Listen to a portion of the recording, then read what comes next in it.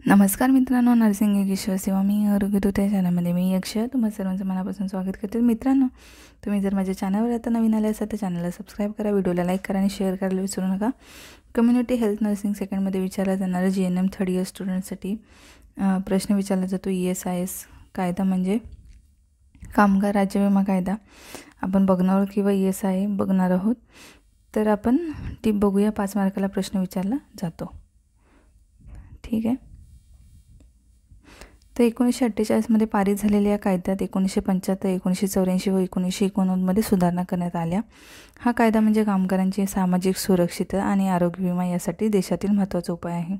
हा कायदा कशासाठी तर कामगारांची सुरक्षितता, आरोग्य विमा व यासाठी महत्त्वाचा उपाय आहे। दरमहा 15,000 पेक्षा ज्या लोकांना कमी वेतन असणाऱ्या कामगारांना या कायद्याचा लाभ मिळतो आणि हंगामी असलेल्या सर्व कारखान्यांच्या या कायद्यात अंतर्भाव होतो। कामगारांना या कायद्यामुळे पुढील फायदे मिळतात।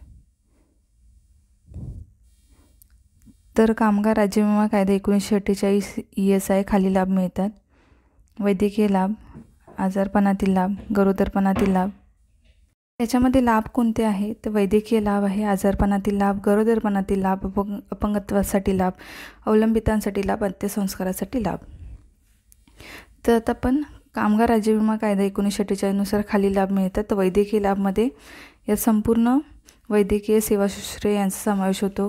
गरोदरपण, कामगार असताना झालेली इजा, गरोदरपण, कामावर असताना झालेली इजा तसेच इतर आजार या परिस्थितीत रुग्णालयात दाखल करण्यापासून नंतर केले जाणारे सर्व उपचार विनामूल्य केले जातात।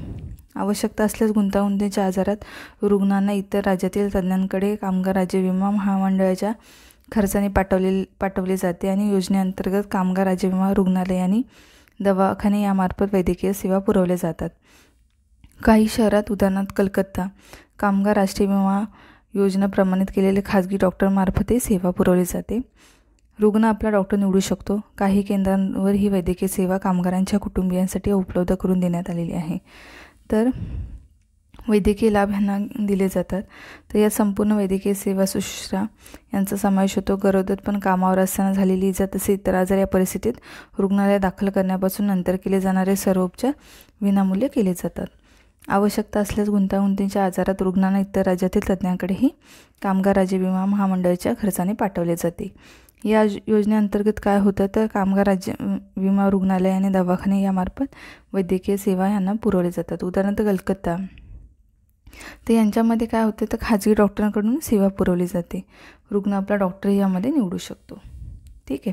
त्याच्यानंतर आजारपणातील लाभ, आजारी कामगारास रोख मदत दिली जाते, परंतु त्यांच्या आजाराबाबत विमा वैद्यकीय अधिकाऱ्याने प्रमाणपत्र देणे आवश्यक आहे। म्हणजे काही कामगारांना आजारपणातील लाभच रोख रक्कम दिली जाते, फक्त वैद्यकीय अधिकाऱ्याने प्रमाणपत्र द्यायचं गरजेचं आहे। रोख रकमेत दिली जाणारी ही मदत सलग 365 दिवसाच्या कालावधीत जास्तीत जास्त 56 दिवसापर्यंत रुग्णाच्या एका दिवसाच्या वेतनाच्या 7 ते 12 या प्रमाणात दिली जाते।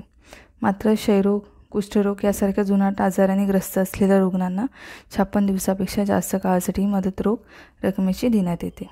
तर आजारी कामगारास रोख मदत दिली जाते, परंतु त्यांच्या आजाराबाबत विमा वैद्यकीय अधिकाऱ्याने प्रमाणपत्र देणे आवश्यक आहे। रोख रकमेत दिली जाणारी ही मदत सलग 365 दिवसाच्या कालावधीत जास्तीत जास्त 56 दिवसापर्यंत एका दिवसाच्या वेतनाच्या 7 ते 12 या प्रमाणात दिली जाते, ठीक आहे। आणि जे जुनाट आजाराने ग्रस्त असलेल्या रुग्णांना 56 दिवसापेक्षा जास्त काळासाठी ही मदत रोख रकमेची देण्यात येते। त्याच्यानंतर आहे गरोदरपणातील लाभ। तर गरोदर स्त्रीस या योजनेअंतर्गत 12 आठवड्यांची पगारी रजा मिळते। प्रसूती, गर्भपात यामुळे उद्भवणारे आजारपण तसेच अपुऱ्या दिवसाचे मूल अशा परिस्थितीत ही मदत सुविधा वाढवून मिळू शकते। त्याच्यानंतर आहे अपंगासाठी लाभ। औद्योगिक आजाराने कामावर असताना रजेमुळे निर्माण होणाऱ्या तात्पुरत्या या कायमस्वरूपी अपंगत्वासाठी रोख रकमेच्या स्वरूपात देण्याची तरतूद या कायद्यात आहे। तर अपंगासाठी पण लाभ आहे। औद्योगिक आजाराने कामावर असताना रजेमुळे निर्माण होणाऱ्या तात्पुरत्या व कायमस्वरूपी अपंगत्वासाठी रोख रकमेच्या स्वरूपात मदत देण्याची तरतूद या कायद्यात आहे। तर गरोदरपणातील म्हणजे गरोदर या योजनेअंतर्गत 12 आठवड्यांची पगारी रजा मिळते। प्रसूती, गर्भपात यामुळे उद्भवणारे आजारपण तसेच अपुऱ्या दिवसाची मुलं अशा परिस्थितीत ही सुविधा वाढवून मिळू शकते। अवलंबितांना लाभ म्हणजे कामावर असताना कामगारास मृत्यू आल्यास त्यांच्यावर अवलंबून असणाऱ्या त्यांच्या कुटुंबियास विशिष्ट दराने नियमितपणे काही रक्कम देण्याची तरतूद या कायद्यात आहे. अवलंबितांना लाभ, ठीक आहे. म्हणजे कामगारांचा मृत्यू होतो किंवा मग त्यांच्या कुटुंबियांना मदत मिळते. अंत्यसंस्कारासाठी लाभ म्हणजे या योजनेत समाविष्ट असणाऱ्या कामगारांच्या अंत्यसंस्कारासाठी 5,000 रुपयाची रोख मदत देण्याची तरतूद या कायद्यात केलेली आहे. ठीक आहे. कामगार राज्य विमा योजना महामंडळातर्फे कामगार राष्ट्रीय विमा योजना राबवली जाते. या महामंडळाची अनेक कार्यालये आहेत. 31 मार्च 2010पर्यंत या योजनेचा लाभ 138.96 लक्ष कामगार व त्यांच्या कुटुंबियांना झालेला आहे. या योजनेचा लाभ किती 138.96 लक्ष कामगार त्यांच्या कुटुंबियांना झालेला आहे. ते तर अंत्यसंस्कारासाठीही लाभ 5,000 रुपयाची मदत केली जाते. ठीक आहे. तर अशा प्रकारे